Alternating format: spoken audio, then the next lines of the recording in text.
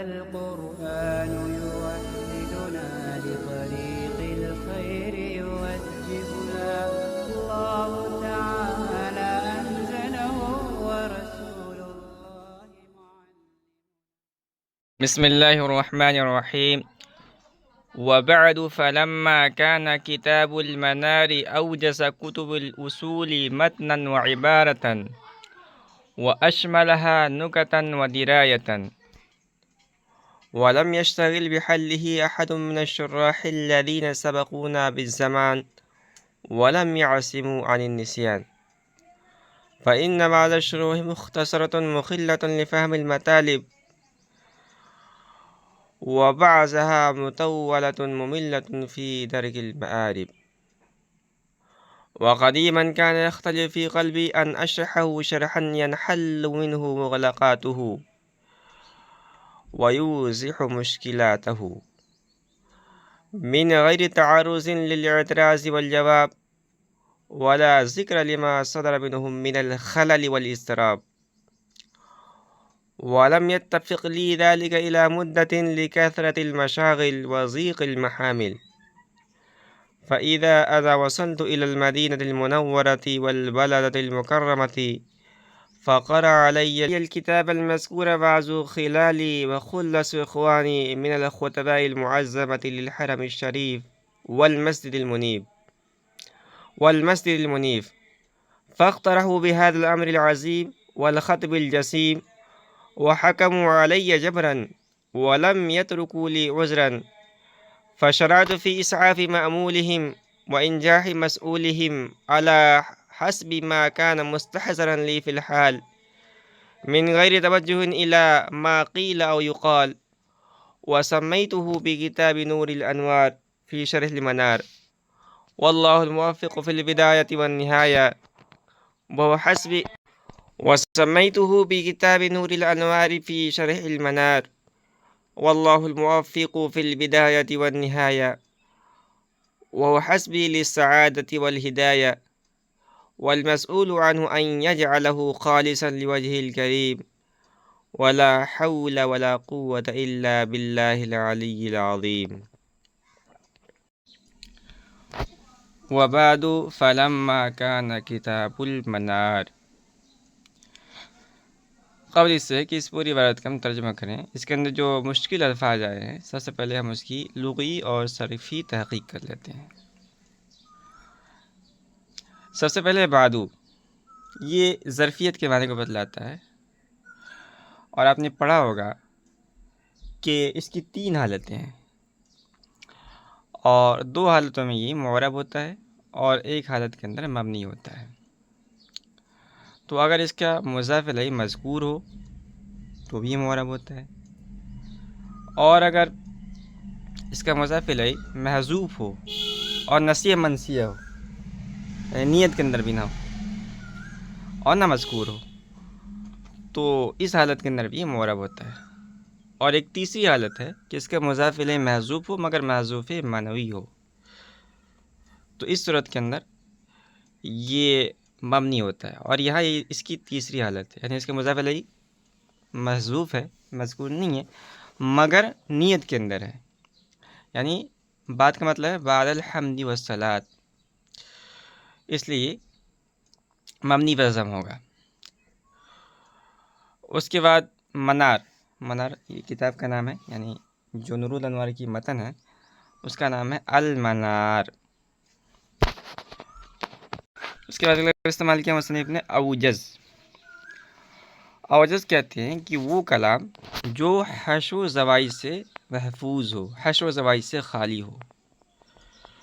اس کے بعد متن ہے، متن کی مطلب ہے مضبوط بنانا، اور مجازن متن اس مختصر کتاب کو کہتے ہیں، اس مختصر رسالے کو کہتے ہیں جو وضاحت کا اور شرح کا محتاج ہو۔ اس کے بعد لیکن لفظ ہے مملتن، یہ باب فعال سے ہے، اور اس کے معنی آتے ہیں رنج میں ڈالنا یا اکتانا۔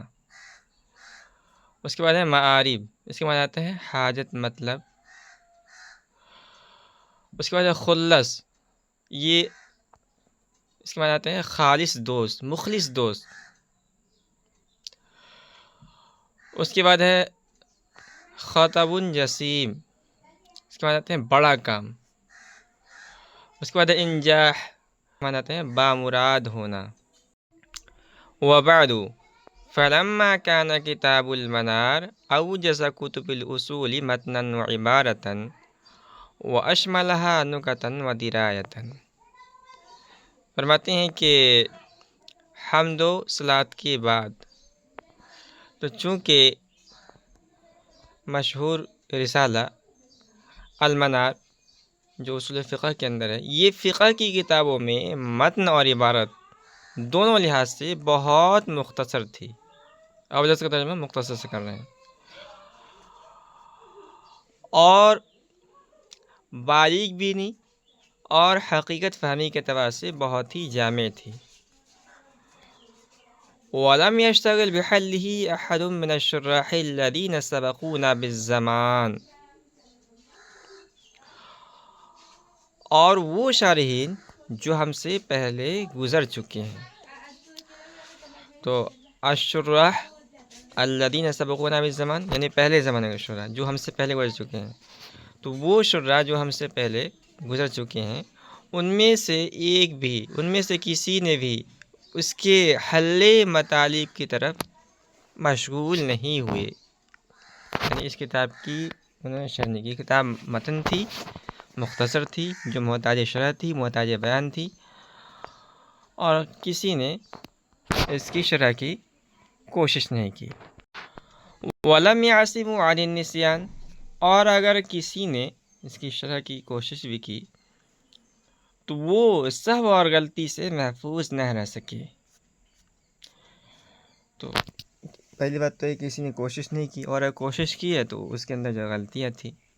فَإِنَّ بَعْضَ الشُّرُوحِ مُخْتَصَرَةٌ مُخِلَّةٌ لِفَهْمِ الْمَطَالِبِ وَبَعْضَهَا مُطَوَّلَةٌ مُمِلَّةٌ فِي دَرْكِ الْمَآرِبِ، اس لیے کہ ان میں سے بعض شرحیں اختصار کی وجہ سے، مختصر ہونے کی وجہ سے فہم مطالب میں مخل ثابت ہوئی، اور بعض نہایت طویل ہونے کی وجہ سے مقاصد کے سمجھنے میں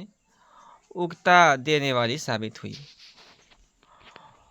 مصنف فرماتے ہیں کہ وَقَدِيمًا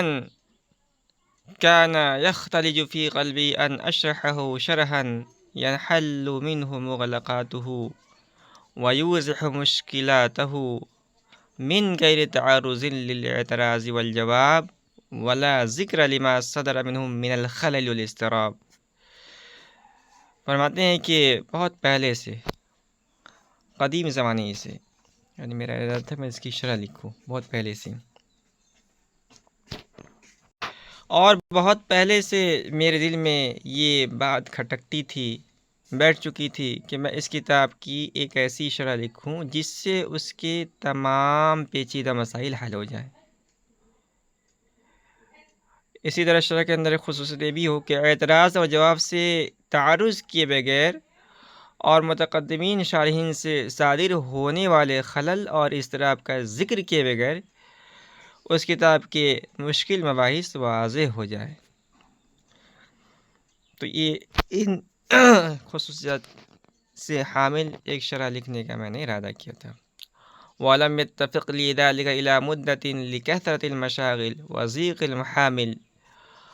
اور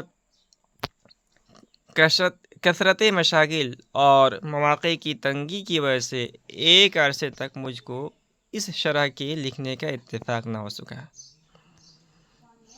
فَإِذَا أَنَا وَصَلْتُ إِلَى الْمَدِينَةِ الْمُنَوَّرَةِ وَالْبَلَدَةِ الْمُكَرَّمَةِ فَقَرَأَ عَلَيَّ الْكِتَابَ الْمَذْكُورَ بَعْضُ خِلَالِي وَخُلَّصُ إِخْوَانِي مِنَ الْخُطَبَاءِ الْمُعَظَّمَةِ لِلْحَرَمِ الشَّرِيفِ وَالْمَسْجِدِ الْمُنِيبِ۔ اس میں فرماتے ہیں کہ ایک عرصے تک مجھے اس شرح کے لکھنے کا اتفاق نہ ہو سکا، لیکن مشاغل کی کثرت اور مواقع کی تنگی کی وجہ سے ایک عرصے تک مجھ کو اس شرح کے لکھنے کا اتفاق نہ ہو سکا۔ چنانچہ جب میں مدینہ منورہ اور مکہ مکرمہ پہنچا تو میرے سامنے حرم شریف اور مسجد نبوی کے بعض احباب اور مخلصین نے یہ کتاب، یہ رسالہ یعنی المنار پڑھی۔ فاقترحوا بهذا الامر العظیم والخطب الجسیم وحکموا علی جبرا ولم یترکوا لی عذرا، اور انہوں نے اس عظیم کام یعنی شرح لکھنے اور اہم امر کی انجام دہی کی خواہش کی، اور مجھ کو اس قدر مجبور کر ڈالا کہ میرے لیے کوئی عذر نہیں چھوڑا۔ فشرعت فی اسعاف مأمولہم وانجاح مسئولہم علی حسب ما کان مستحضرا لی فی الحال من غیر توجہ الی ما قیل او یقال، چنانچہ میں نے ان کی آرزوئیں پورا کرنے اور ان کے مطالبات کو بامراد بنانے میں ان کی آرزو کو پورا کرنے اور ان کی فرمائش کی تکمیل اس طور پر شروع کر دی کہ جو مضمون فی الحال میرے ذہن میں مستحضر تھا اس کو میں نے لکھنا شروع کیا، بغیر توجہ کیے ہوئے قیل اور قال کی طرف۔ قیل و قال سے مراد ہے اعتراض جواب، سوال و جواب، تو بغیر توجہ کیے ہوئے قیل و قال کی طرف۔ وسمیتہ بکتاب نور الانوار فی شرح المنار واللہ الموفق فی البدایۃ والنہایہ وحسبی للسعادۃ والہدایہ والمسؤول عنہ ان یجعلہ خالصا لوجہ الکریم ولا حول ولا قوة الا باللہ العلی العظیم۔ اور میں نے اس کتاب کا نام نور الانوار فی شرح المنار رکھا، اور شروع اور آخر میں خدا تعالیٰ ہی توفیق دینے والا ہے، اور وہی میری نیک بختی اور ہدایت کے لیے کافی ہے، اور اسی سے میری درخواست ہے کہ وہ اس کتاب کو اپنی ذاتی بابرکت کے لیے خاص کر لے۔ اللہ کی مرضی کے بغیر نہ کوئی حرکت ممکن ہے، نہ ہی کوئی زور چل سکتا ہے، وہ بہت بلند مرتبے والا، بہت ہی بڑا ہے۔